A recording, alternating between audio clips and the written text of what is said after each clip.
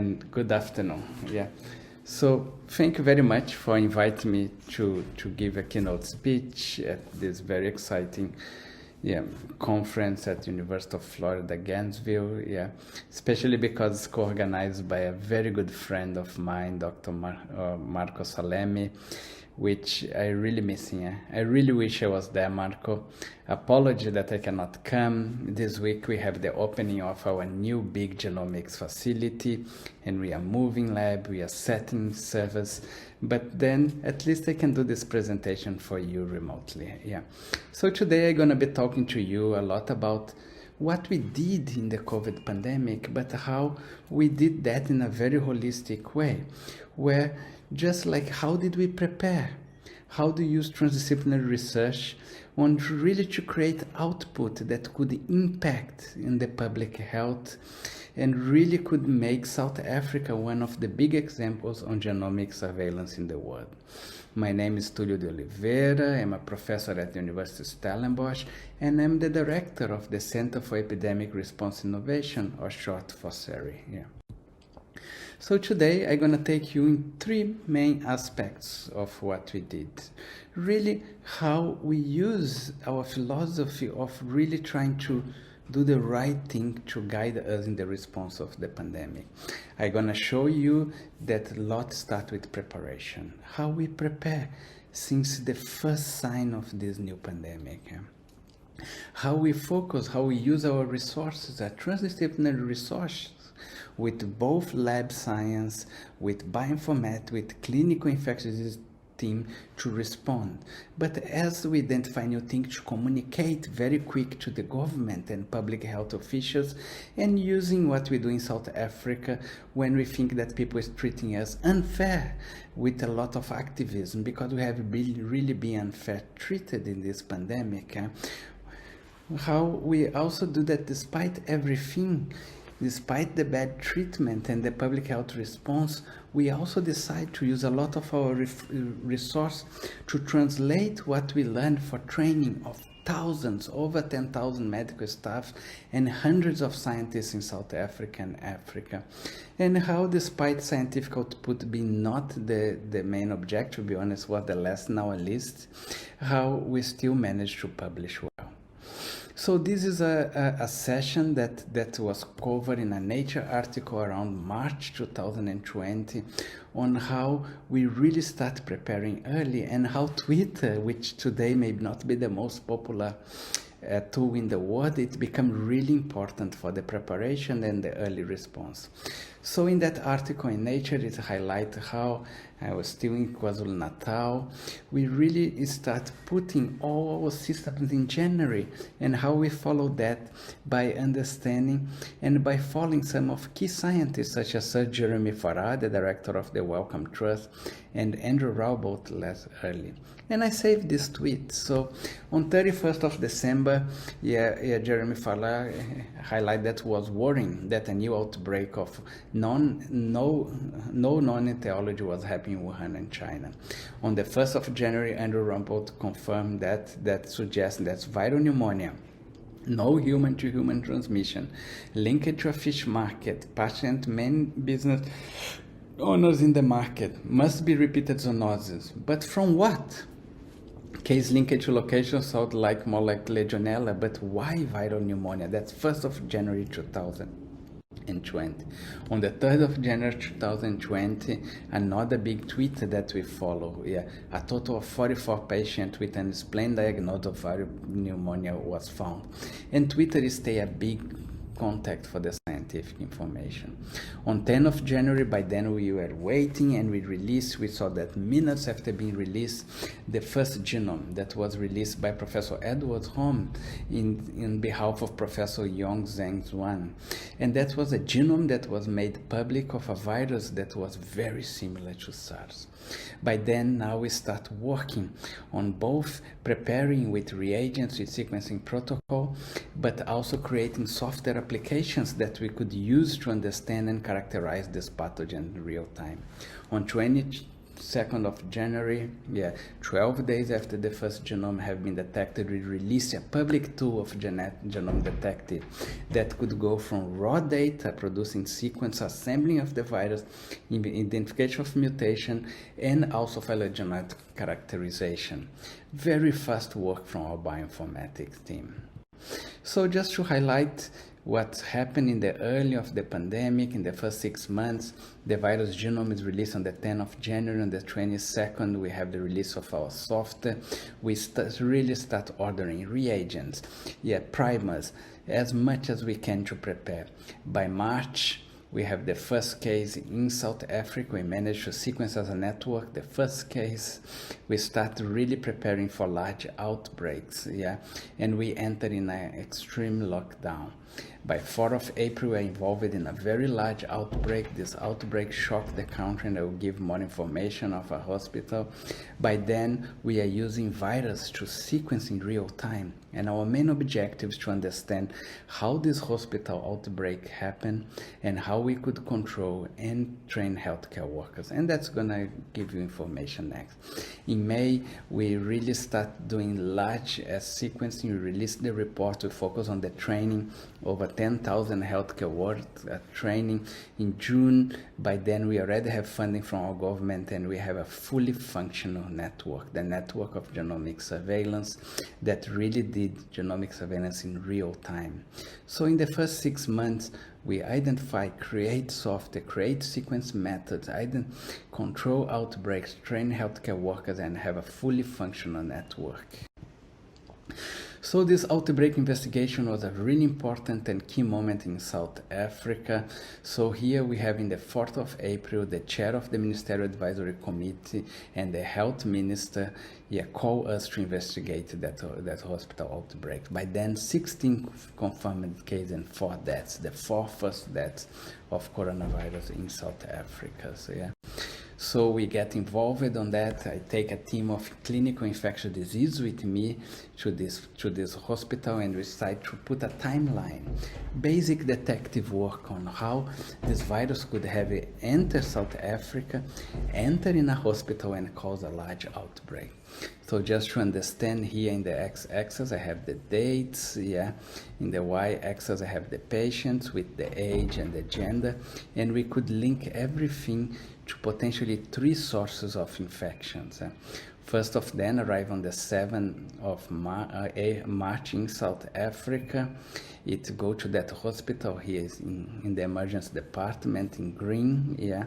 The second one that arrived in South Africa on the 10th of March go to that hospital 10 and 11. The third one on the 15th.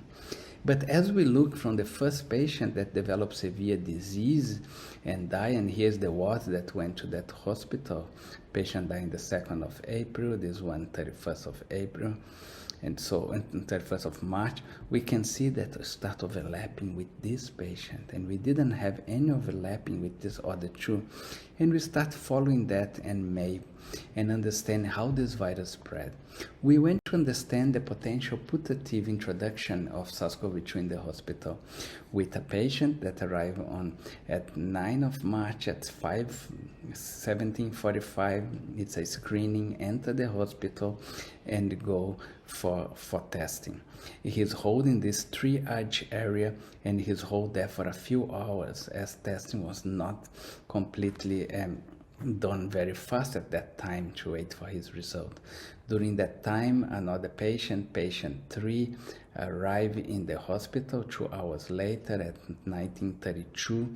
This patient is an old lady, 81 years old, had a cardiac arrest, and she's put for stabilizing in the table very close to that patient.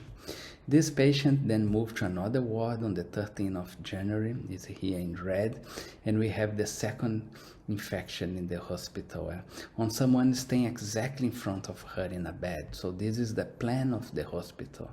But what we found in that ward in the second week of March, we also have 1, 2, 3, 4, 5 infections in different areas, really highlighting that potentially this virus could be transmitted by air or by healthcare workers or dirt material, and that starts setting like outbreaks in the different wards.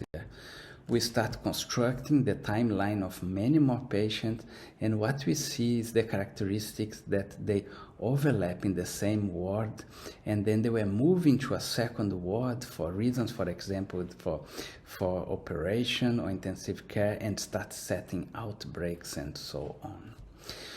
We managed to put what you call the epidemiological curve of that cases. Yeah, it involved probably emergency department patients that are not inpatients. Yeah, staff, inpatients. In total, we had 119 infections, 80 of them in medical staff, and 15 deaths.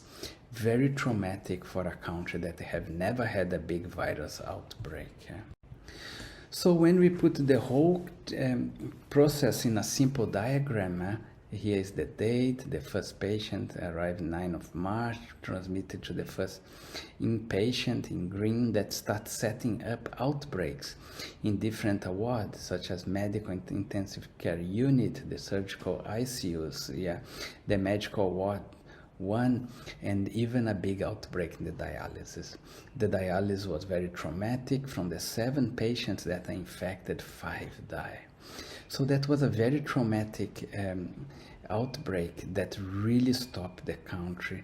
It created much tension because by that time the case fatality ratio is above 10%. Why that? Because it involved mostly hospital caring for old and fragile people.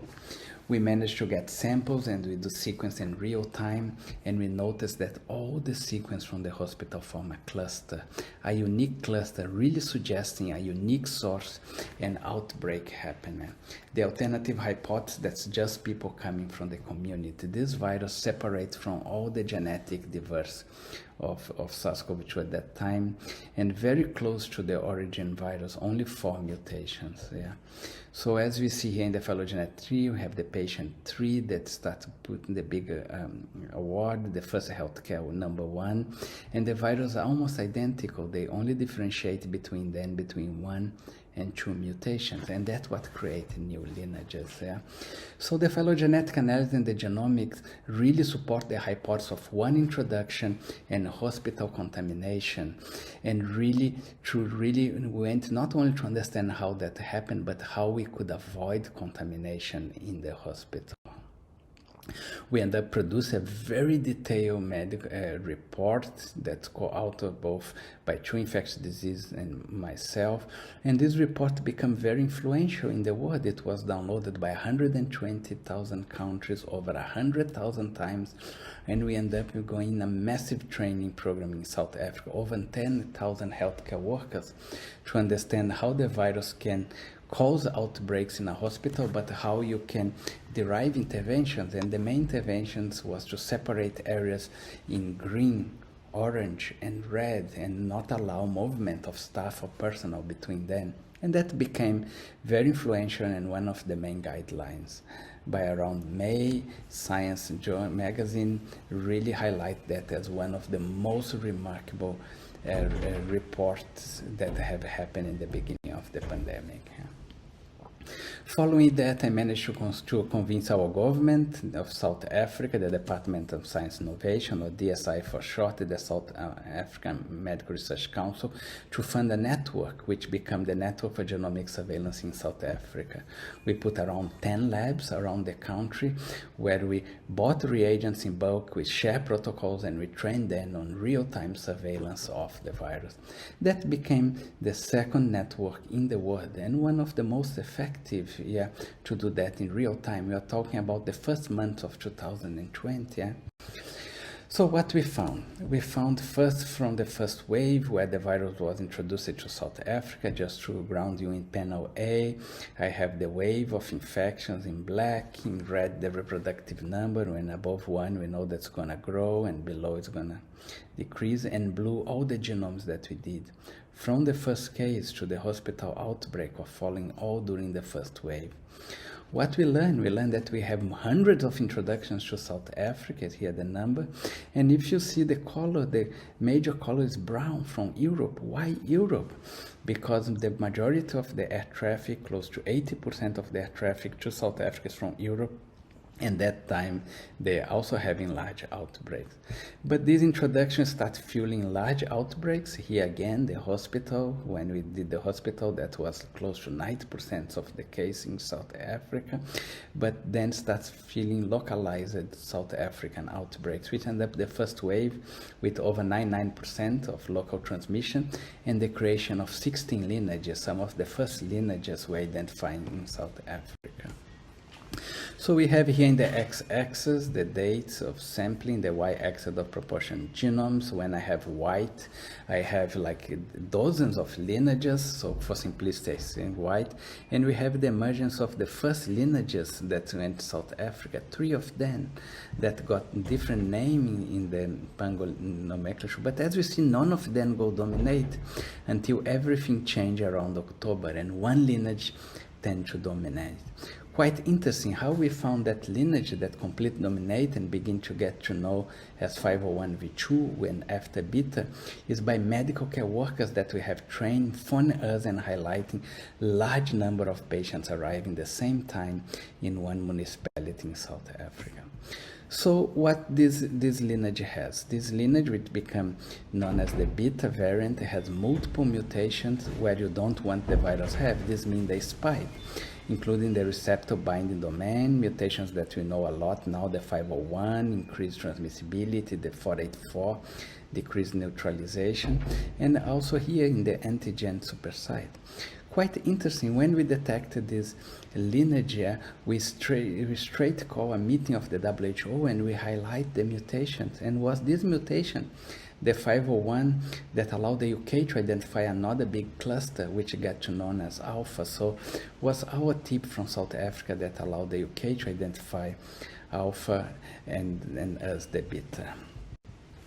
So one thing that we did very well is, as we detect, is to communicate with the government, with the chair of the Ministerial Advisory Council, with the Minister of Health, and also the WHO Virus Evolution Working Group and the Africa CDC. So what we want to make sure is that everyone know within hours what we have found. Yeah, in that case, when we first detect, one of the suggests that increase sequence, and we did, and a week later we found the beta everywhere.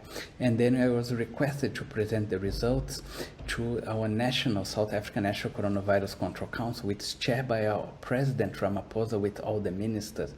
When they saw the results, they saw that important. Within hours, we had a press briefing with the Minister of Health, the Africa CDC, and within 24 hours, the President Ramaphosa presenting live national TV and increase the response level. Why he need further 24 hours? They have to pass a lot of legislation. And we did that multiple times. And this communication become very efficient, as you're gonna learn later with the Omicron variant. But just detect a variant is not enough. You have to understand what's the importance to that. So after that, we create another large consortium that we call the Variant Consortium. I chair that with 500 scientists going from epidemiology, diagnostics, clinical interpretation, virology, and vaccines. So one of the questions that we had to answer very quick is this new variant 501v2 or the beta, what's the effect on the Oxford AstraZeneca vaccine? Was the only vaccine that we had some stock. And quite surprising, what we saw is that the original virus have good neutralization. He's in the pseudovirus and the live virus assay, but with all the mutations of the beta variant, you have a big knockout of neutralization, with 79% of the pseudovirus being not neutralized or strong attenuated, and 60% of the live virus. When we also unbundled that trial, that we unbundled quicker because this lineage, we saw that both the placebo and the vaccine group had similar number of infections. And when you go in the clinical interpretation, the vaccine did not protect against mild to moderate symptomatic of the beta variant. Unfortunately, that was a small trial, and we didn't have severe cases, which would be very important to know by then. So what I did, I put together with a colleague of mine, that's the chair of the Ministerial Advisory Committee, a program that we would take all the vaccines approved, generate or search for values of the neutralization decrease for beta variants on this pseudovirus the live virus, and see if that decrease. All the vaccines have less neutralization, not as radical as the AstraZeneca. And then what we would do is to also put all the clinical data that exists from the clinical efficacy from the trials. So the AstraZeneca, we didn't have moderate, severe hospitalization, so we couldn't estimate that, and we knew that big fold neutralization. But we had two vaccines that was being trialed in South Africa, the Johnson & Johnson and the Pfizer, that show very high efficient. And with following our guidelines, our government decided to roll both of them in real time. We continued our genomic surveillance. Just to ground you, as I mentioned, we started in March 2020. We detect 16 lineages in the first wave, the beta variant, the delta variant, and something very unusual happened. Another variant emerged and started causing infections very, very fast, which got known by the omicron. Always start on the 15th of November 2021 when the lab see a failure, what being S gene target failure with one of the PCRs loose, and highlight, get samples to us. We produce the first 8 genomes, and they are all the variants, all a new variant with 3 times more mutation in spike.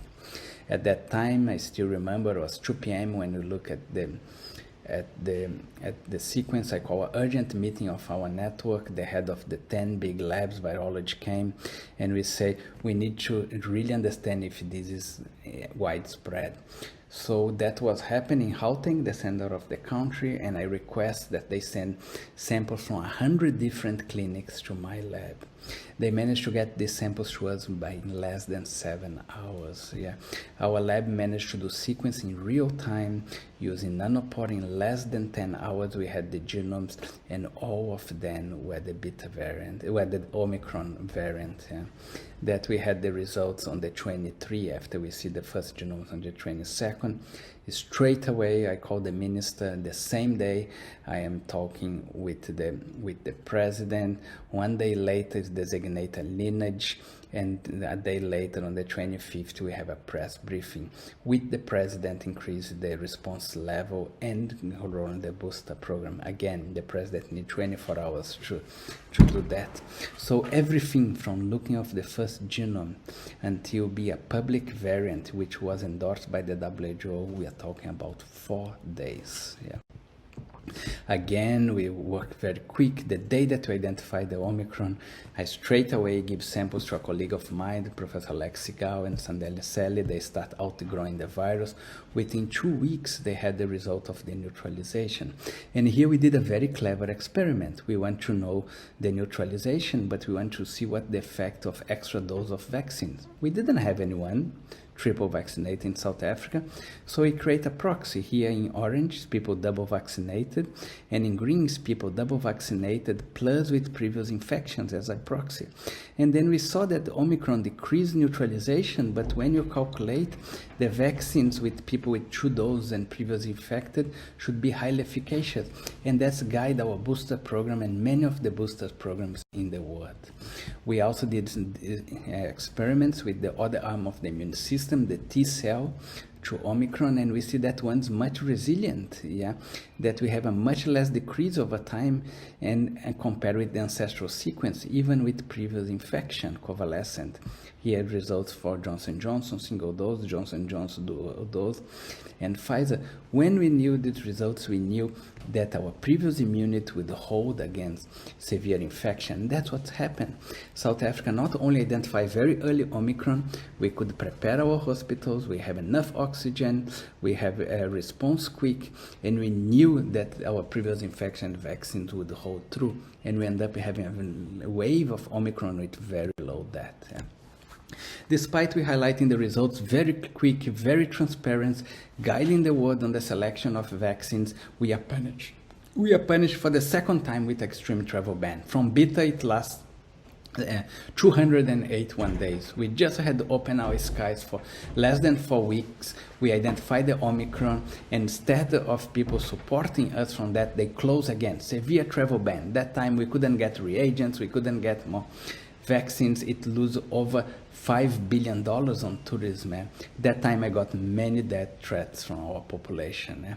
But we use our activism to highlight that this travel ban would be ineffective. This virus would spread, would be unethical, because we shouldn't punish for transparency and quick science. We had no proof that this variant had emerged in South Africa. We just had a good genomic surveillance system. And that's what we did. We really did a lot of activism against that. Despite that, despite being punished, we continue our science. When we detect the two other lineages of Omicron, BA4, BA5, again, we are transparent. We identify and make public in real time. That time, it seems the world have learned the lesson, because Omicron has spread everywhere, and we are not punished with travel ban. And what we show here, again, same things, both it spread. BA4 and BA5 would cause the second biggest wave of the world. Again, South Africa detected very early, very little deaths, good preparation, and still good neutralization. Despite really helping South Africa, we just decided that we should also help the rest of Africa. With the Africa CDC and the World Health Organization, we become one of 3 specialized genomics and bioinformatics facilities with our mandate to help both countries with data productions and train. And that's what we did. We produced data for 26 African countries. We also trained 39 African countries in hands-on data generation. And we managed, with that big training and production of data, of putting consortium to analyze the data in real time in all the African countries.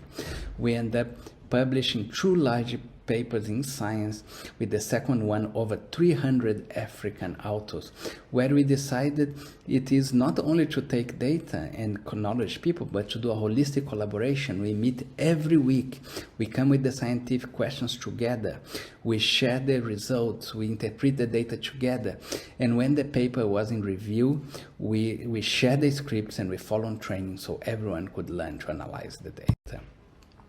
We also open our lab for many different fellows. We got many fellows coming. Our labs are really rich, really well developed. And one that I challenge my team. We already have received 20 different groups of African fellows, but this time we are receiving 17 countries at the same time, and some of the most impoverished countries in Africa. So I decided that we couldn't not take them to this state-of-the-art lab, and we decided to put all the equipment, minimum equipment, with total value of less than $50,000 US, and we managed to put that all inside a small car, a Nissan Micra, and we transferred that to 2 seminar rooms. And you must see the excitement when they realized that you could do genomic surveillance with minimal equipment and in very simple conditions.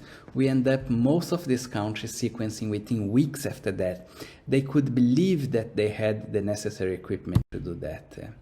We also made many friends.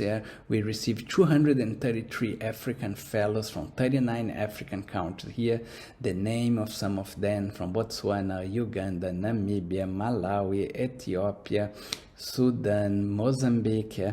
This was really good for our lab. And my lab found that they could make friends. They could also really feel that they were giving back to the community. And that's a large training program which we have done for years. And this year we also have the big virus evolution molecular epidemiology, which I'm sure that Marco will come to see us again. He came many times to help in our training programs. We end up getting many awards and accolades. The one that I'm really proud is the 2 ones that I got with a PhD student of mine, Dr. Sikolile Moyo, that spent 3-4 years doing the PhD with me, went back to Botswana, became a lab director, and now he's recognized. He also set up very effective. And for me, this is fantastic when your students start growing and start really back a big effect in the world. We also devote a lot of time of public communication of science, and so we really engage with the media to try to decrease fake news. We end up with like 6 times the front page of the New York Times, more than 10,000 articles, which covering 3 times the global population. 20 billion people read these pieces. So important that scientists engage with the serious media to try to decrease the fake news. Publications have never been our main object. For example, the Omicron we published 3 months later of discovery, but we end up with large number of papers in Science, Nature, Lancet, New England Journal of Medicine, which is also quite important, especially for the young scientists in Africa. So the conclusion, we really prepared well, but also we had very strong previous experience dealing with epidemics, such as virus, respiratory pathogens, and emergence. Once we detected variants, we already have effective network genomic surveillance. We grow that to really be transdisciplinary and deal with diagnostic, clinical interpretation, epidemiology, immunology, basic virology, and vaccine. Large network that I coordinate 500 scientists.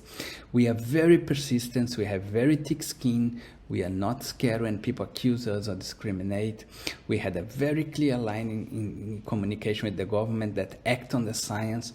And we really, despite massive pressure, massive stress, we decide to give back to the community with training. And that really lift our hearts and really are allowed to hold the pressure. And now, with all this experience, with all the different technology, we decided to go back to our previous epidemics, but launch a large consortium that we call Climate. Yeah. This is a consortium, a global consortium that we are putting together that's led by the Global South. Why led by the Global South? Because that's where we experience the biggest effect of climate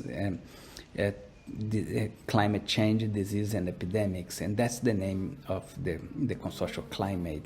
Our vision is to create a global consortium to generate knowledge, develop the tools and intervention to predict, track, and control disease and epidemics, and that are amplified by climate change. And if I explain to you, 60% of the epidemics will be amplified by climate change.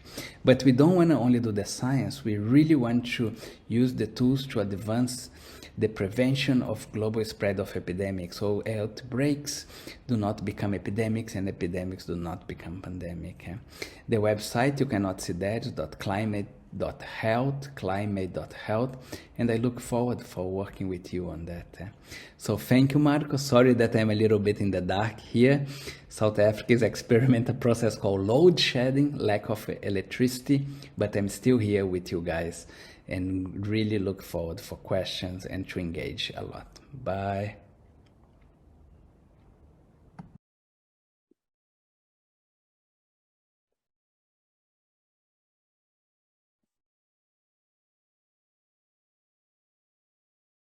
So he should be here. Right. Thank you, Tulio. That was fantastic. Are you there? Can you hear me? Yes, loud and clear, Marco. Can you hear me? Good to see you. Yeah. Thank you so much. That was amazing. I think I'm going to move to South Africa. And yeah, and I also think if Tulio gives me permission that I will send this video to our politicians. Who knows, maybe they can feel finally ashamed for what they've done for the past 3 years. Anyway, I wouldn't count on that. So anyway, that was an amazing, amazing presentation. So questions from the audience. You have been so clear that no one has anything to ask. Oh no, we have someone. Hi, thanks for a great presentation. South Africa has the largest number of people living with HIV of any country in the world. What role do you think the large number of HIV positive people or immunocompromised people played in the emergence of different variants? Okay, thank you. So we have done a lot of work with HIV infected individuals. Yeah. So we know quite a few things. Yeah. The first thing that we know is that people that are successful on antiretroviral therapy, yeah, they will respond exactly as someone that's HIV and infected. What it means that they will clear the virus in the same time, and the vaccine is going to have the same efficiency. Yeah. And South Africa has the biggest HIV treatment program in the world. We have over 6 million people on treatment, close to like 80% of the population that need therapy. So we know that, and that was quite important because that's what we are first most worried, is that people that have HIV would have worse clinical disease and outcome, which was not the case, fortunately. In relationship to the development of mutations, what we have seen in the world is the role of immune suppressed individuals. What it means is people that have an immune system that's not very functional, and that's a very small percentage of individuals of HIV, at least in South Africa. But it's the same with people that have been done like immune suppressive drugs for example, for organ transport or for cancer. And some of these individuals, both with HIV, and that's again individuals with extremely low CD4. We had 2 cases in South Africa that we had people with CD4 less than 50. This means very developing of AIDS. They could not clear the virus. And by not clearing the virus did add mutations. And some of the mutations associated with variants. However, we couldn't get a clear link between that and the development of the variants. On the development of variants, there is 3 main hypotheses. One is an unsampled location, which we think that's the one that's easy to reject. And a few weeks ago, they had a paper from Germany with some African collaborators that tried to identify West Africa as an unsampled location for Omicron. Unfortunately, that paper in Science had big problems of contamination of sequence, and they retrenched, taking out the paper. So we don't think that's the case. And the other 2 hypotheses is individuals with immune suppression, which persists as infection, such as HIV immune suppressed individual or population with cancer or immune suppressive drugs. And the third one is an animal reservoir. At the moment, I still think that the immune suppressed the most plausible, but we cannot reject the human reservoir. So it's still an open question. But we have never found a very direct link between immune suppressed individuals with HIV or with cancer. We had many patients in the US with cancer that couldn't clear the virus that were responsible for the variants. So, Tulio, I have a kind of a evolutionary question, or kind of I ask you for a guess, really. So, the latest variants that have been circulating seem to be less pathogenic, or at least less aggressive than what we have seen at the beginning of the epidemic. And certainly coronaviruses in the past have shown that over time tend to be less pathogenic, tend to become less pathogenic in the host. On the other hand, this coronavirus has shown this remarkable ability to, the ability to accumulate many mutations and become, and suddenly, give rise to new variants that could be more transmissible over time. So if you have to guess, do you think we are definitely going into a situation where slowly the threat of SARS-CoV-2 will disappear, or it is still possible that maybe a new, more aggressive variants might emerge in the foreseeable future? So, I really believe that the worst of the pandemic had passed, and had passed, depending of the country, many months ago, or in the case in South Africa, over a year ago. We end up not having a very deadly wave of Omicron, and neither BA4 or 5. Now we have 50% of our genomes is this new XBB 1.5, and we don't see any increase in hospitalization or deaths. I personally believe, and many of the scientists on our network, that's not the virus that's being attenuated, but it is that the level of population immunity, extremely high level of population immunity in South Africa. We have, through serological studies, 95% of the population has high level immunity against SARS-CoV-2 from infection, sometimes multiple infections, and vaccination. So I think that's one of the big reasons why why we see even with variants that are transmissible not translating to large amount of deaths and in countries that have high population immunity. Unfortunately, that's not what happened recently in countries such as China that have low population immunity. So that's what we think that's the main reason. And we think that the main reason it is still antibodies, but also T cells. Yeah, and that's why I showed to show that results that the T cells level decrease very little over time and produce lasting immunity. Another thing that we are learning quite a lot is that the hybrid immunity from infection and vaccine is really effective and long lasting. So that's what we think that's the main responsible for the decrease in pathogenicity. Yeah. The other potential reason is that Omicron tend to replicate higher at the upper respiratory tract, not down in the lungs, and together with the high population immunity. Yeah, we really think that the worst of the pandemic is completely behind us. But as a scientist and someone that have been surprised many times by viruses, new virus and new variants, we are still doing a very effective genomic surveillance. In South Africa at the moment, we are like around 5 to 7 days behind the day. So we always aim to have good coverage of sequencing in the country from last week, so we can really know what's happening.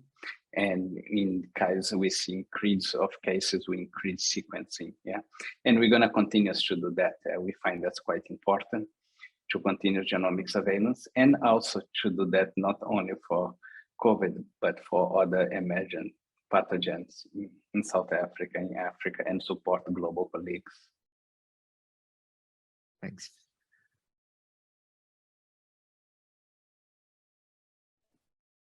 Thank you for a very interesting presentation. Incredibly impressive that you were able to perform such sophisticated science, but also ask and answer the right questions in real time during the pandemic, which is not necessarily the same thing. So my question is, what do you believe in, and what do you believe was the most important things that you guys did to prepare in South Africa to be able to both do then the excellent science, but also be engaged and focus on the most important questions from a very applied public health perspective? Thank you. Yeah, thank you for that question. Yeah, I think that the main reason is that we could work together. Yeah. So for example, we set up a very effective network within 3 months of the first case have been detected in the world of genomic surveillance. It was not an easy task, because then we had to convince 10 big labs to work together, but also convince our National Public Health Institute, this means the NICD, which in the US, the CDC, to decide to form a network between public health institutions and academics, yeah, which we think that's crucial. Yeah, public health institutions, they have a lot of resources. They can focus on some of the implementation, but a lot of time you need this interaction between academic institutions, public and health institutions together. So that's the first thing. So we had a very effective system. We release a report from the beginning of the pandemic every Friday that go to our government and become public on Monday. And we have not missed a week since May 2020 for this report. Yeah, this communication is also important. Our government and our ministers, they will know the results direct from us before anyone else. Yeah, so they know how to act, and they know also how to act through policy briefs. Yeah, not only scientific. Yeah. And that was quite effective for the genomic surveillance. The really effective way is when we expand that to a massive consortium, yeah, that have vaccinologists, clinicians, infectious disease specialists, yeah, lab scientists, and we met every week since we discovered the beta yeah, every week. And this was a consortium that was non-binding. Their objective is just to share information and use each other expertise to answer the question quick. And that was the difference. And that's what really, and was really exciting to every week be talking with clinicians in the front line and people running vaccine trials and these crazy scientists in these P3 labs with respirators, yeah. And that's what we did well. So we always focus every week on trying to identify the question that was important to answer, and then use the different groups to answer that, yeah. And then once we get close to an answer, to communicate that to the government, to the World Health Organization, and so on.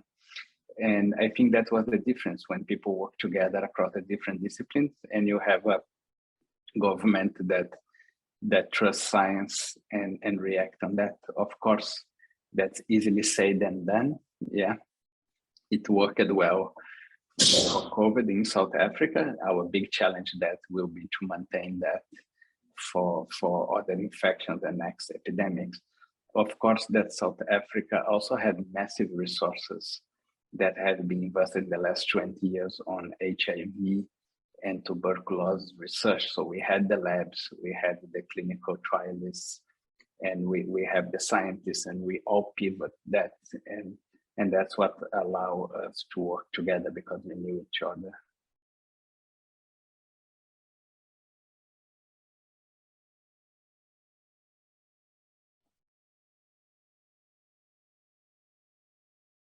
Okay, once again, it's a very, very nice presentation. And as Marco, your friend said, that probably we should move to Africa. Well, some of us probably, and because you are doing fantastic job in multiple different ways.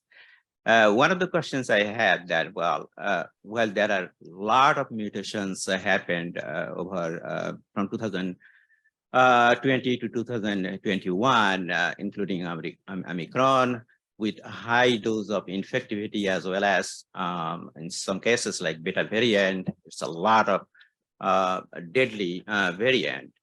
So one of the things is known that, well, I mean, this virus causing multiple organ failure, starting from lung all the way to kidneys, liver, and all these things.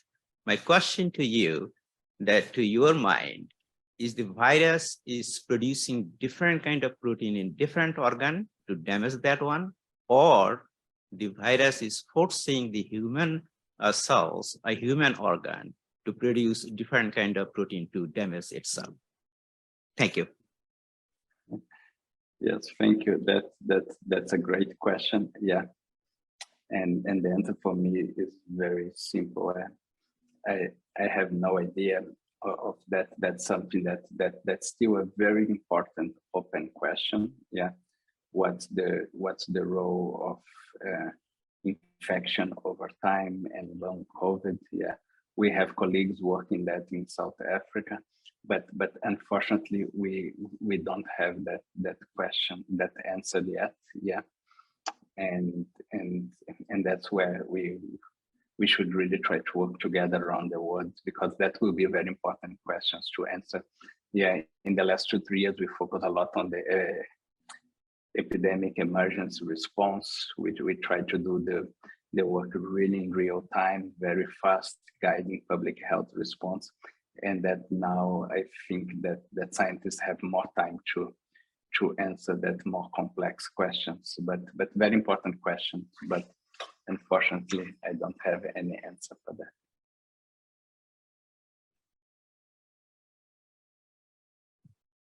Great, thank you so much. My question has to do with a lot of the work around COVID is, doing testing and surveillance epidemiology for a virus that's already circulating in humans. What are your thoughts with your experience in the networks that you have in South Africa about predicting new viruses before they become a pandemic? I'm thinking of some of the commentary from groups like the Netherlands and other places that are trying to think about what are the best strategies to protect us from the next pandemic. Thank you. Thank you very much. That's again a very important question. I have been in many discussions of that at very high level. Yeah, including as advising the G7 countries in the world, which the United States is one of them. The president was in Germany. I went many times to Germany, invited by the health minister to discuss about that. And the main conclusion that we got from many of that discussions, is that a lot of the countries that did well on pandemic response was the ones that already had system to deal with current epidemics. Quite effective one. So South Africa did quite well on that, at least on the science. Vietnam did fantastically well on the control, and UK did very well on the science, but they had crazy politicians that time. Which is not only to the UK, but I will not comment further than that. So, but the main conclusion that we got is that it would be very important to countries to really go back and use all the resources that they have to focus on the current epidemics. So for example, in Latin America, a lot on the arbovirus epidemics. In Africa, we have HIV, we have AIDS, we have Ebola outbreaks. We just had this Marburg outbreaks in West Africa. We are dealing with large cholera outbreaks in Malawi and Mozambique. In the US, you also have many different epidemics and diseases. You know that you have a problem with West Nile growing, or everything seemed to happen in New York also. So to countries to almost strengthen the response to the current epidemics, which could easily be pivot when a new pathogen comes. So that was our conclusion, that would be the most effective one. And that's one of the main reasons why we are trying to create the climate amplified disease and epidemics, because most of the disease, around 60% of the pathogens, will be amplified by global, by climate change. So at least if you can have a very specific focus for the outbreaks that are currently happen. So I just mentioned cholera, just mentioned West Nile, I also mentioned Marburg or Ebola, and that we use the same tools to respond to that very quick. Another thing that we're trying to do in climate is to bring more information about other disciplines that traditionally is not very well involved on public health response. And then we are talking about forecasting. For example, with groups in Oxford and Brazil, we could identify regions that we are likely to have West Nile outbreaks, both in Brazil and Portugal. And once we went to sample in that region at that given time, we end up finding some source of outbreaks there. So that's quite important to start bringing ecologists on board that can understand more about the ecosystem, to bring climate scientists that can estimate like prediction value for vectors of pathogens, and to bring more epidemiologists also on board. So that's what we think that we have currently to do. Of course, that my lab is already prepared with the same that we did with COVID. We receive all the primers and we pilot all the H5N1. That's the current virus that we are currently worried that could spread for pandemic potential. Of course, no one's gonna know what's gonna happen with influenza A. H5N1, we have many false alarms on that in the last decades, but it's just good to be prepared for that. The other one that we did a lot of work in Kenya that we're quite well prepared for, Rift Valley fever. That's another one with pandemic potential. So to be quite well prepared with the systems and have reagents and some knowledge, but then don't just wait. Use that same system to respond to your current epidemic. So that's what we find that may be a good, effective way.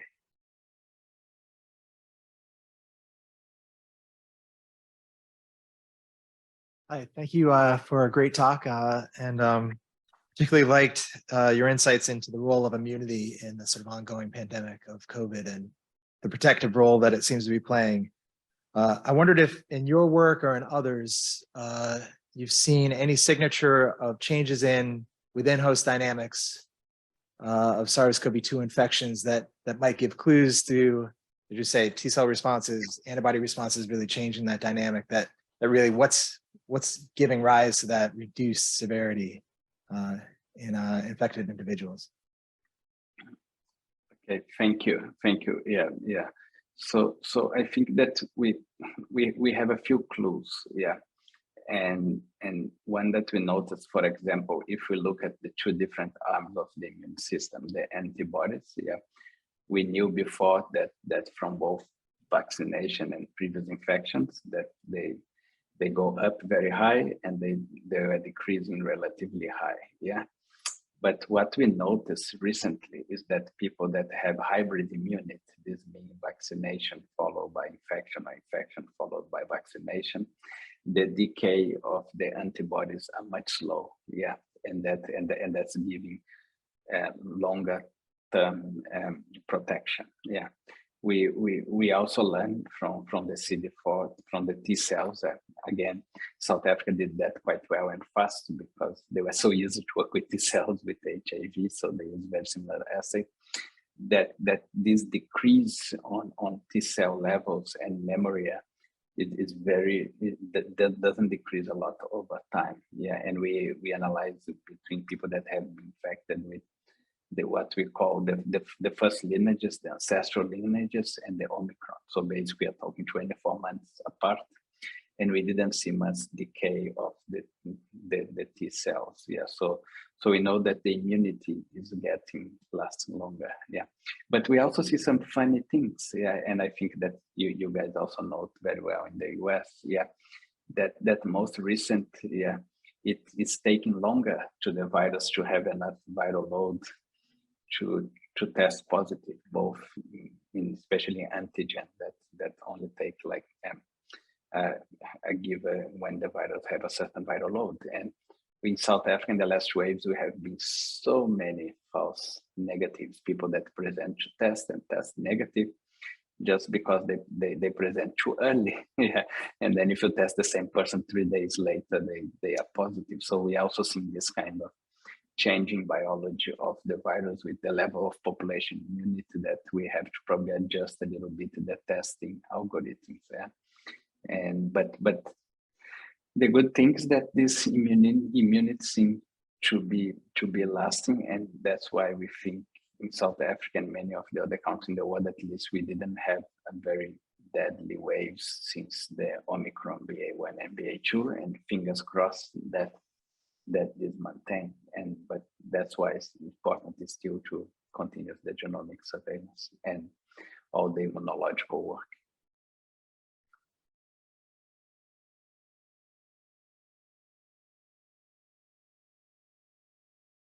All right. Any other question? I have just a last one very quickly. In US and some other European countries, we, among other, besides the scientific challenge, we'd also to deal with a lot of vaccine deniers, the proliferation out of control of fake news, and this has been a problem because it has come in, in between, the ability to implement effective interventions. And I wonder if you had to deal with a similar situation in South Africa, and if so, how you dealt with it. So, yeah, in South Africa, we have a relatively high vaccine hesitancy. Yeah, we think that's for two main reasons. Yeah, one, we didn't got vaccines for a long time. A lot of the countries, they completely hoard the vaccines. We only really got vaccines when we have been finishing our Delta wave. Yeah, and which was very extreme. Our first waves in the case fatality and number of people that die. Yeah, and that we think that this also increased vaccine hesitance. When people want vaccines, they didn't have. After multiple waves of infection, who have survived didn't felt that they want vaccine. Despite that, we still managed vaccinate close 50% of the population, which look a small number, but it's not, because we have a pyramid that we have a lot of young people. So if you go for people over 50 years, we have vaccinate close 75–80% of the population, and that's where the vaccine really saved lives. Yeah. On relationship to the fake news, we did got quite a lot of fake news in South Africa, but we had a government that was working really in line and respond to the scientists, and that decreased a lot the distrust in the scientists. The only time that we really got with kind of public anger, it was in the second travel ban, because we are just coming to the summer, the big tourist season, and the whole world closed South Africa, and that was a difficult time. Yeah, but our government, they stand with us, and they highlighted that was not the fault of the scientists, was just basic ignorance and discrimination against Africa, because we knew that this Omicron would spread everywhere. And I think that all the countries that put travel bans to South Africa, and they put much bigger waves than Omicron than us. And again, we have no idea if this didn't emerge in South Africa. Yeah, so that was a difficult time, but we managed to get back in trust. So at the moment, we have a very good relationship between scientists, government, and the public in South Africa, which unfortunately I know that's not the same everywhere. As a scientist, we devote a lot of time to public communication of science, because we found that was very important. But I also know of many colleagues that have been so harassed by the media and the public, they end up giving up. Yeah.